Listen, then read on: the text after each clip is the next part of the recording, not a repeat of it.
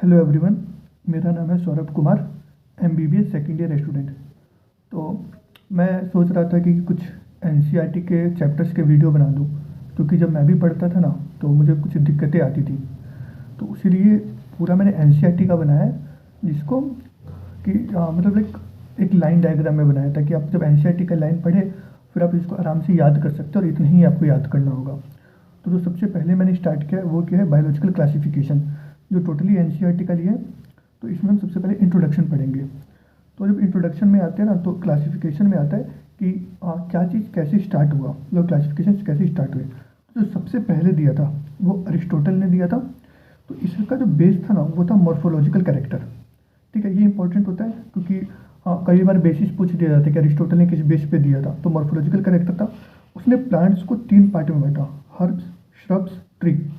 Animals को 2 part में, जिनके पास रेड ब्लड सेल है, जिनके पास रेड ब्लड है और जिनके पास रेड ब्लड नहीं है। उसके बाद आया हमारा 2 किंगडम क्लासिफिकेशन।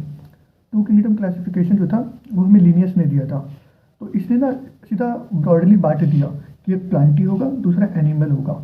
लेकिन इसने यूनिसेलुलर, मल्टी सेलुलर, उसके बाद फोटोसिंथेटिक, नॉन फोटोसिंथेटिक, तो इन सबको क्लासीफाई नहीं कर पाया।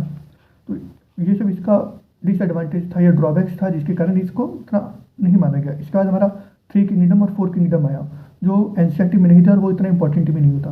लेकिन इसके बाद आता है हमारा 5 किंगडम क्लासिफिकेशन, जो आर.एच. विटेकर ने दिया था। इसका बेसिस जो है ये 5 है: cell structure, body organisation, mode of nutrition, reproduction, phylogenetic relationship. और इसके बेसिस पे इन्होंने 5 किंगडम बांटे: monera, protista, fungi, plantae, animalia.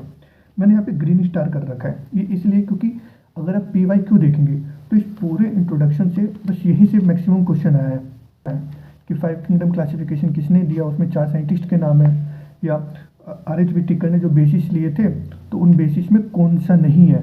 तो 3 इसमें से दे देता है, 1 अलग दे देता है। या कौन सा बेसिस है तो 3 नहीं हो तो 1 इसमें से दे देता है। या उन्होंने जो 5 किंगडम क्लासिफिकेशन बांटे उसमें कौन कौन से आते हैं, तो उनमें ये थे। तो इस तरह से ना यहाँ से बहुत सारे क्वेश्चन आ रखे PYQ में। इसके बाद 6 किंगडम क्लासिफिकेशन आया, जिसमें किंगडम मोनेरा को 3 डोमेन में बांटा गया, फिर किंगडम मोनेरा को 2 डोमेन में बांटा गया, यूकैरियोटिक, आर्ची बैक्टीरिया, ऐसे करके। तो वो उतना इंपॉर्टेंट नहीं है। तो जो सबसे ज़्यादा इंपॉर्टेंट है वो ये है। और अगर आपको इस पेज का नोट्स चाहिए, PDF के फॉर्म में चाहिए, तो आप मुझे टेलीग्राम पे मैसेज कर सकते हैं। मेरा टेलीग्राम ID डिस्क्रिप्शन बॉक्स में है। वीडियो अच्छा लगा तो लाइक कीजिए, कमेंट कीजिए और सब्सक्राइब कीजिए। और आप कोई टॉपिक बता सकते हैं जिस टॉपिक में आपको एनसीईआरटी में प्रॉब्लम हो रहा हो, मैं उसको ईजी वे में लाइन डायग्राम में बताने का कोशिश करूँगा। Thank you.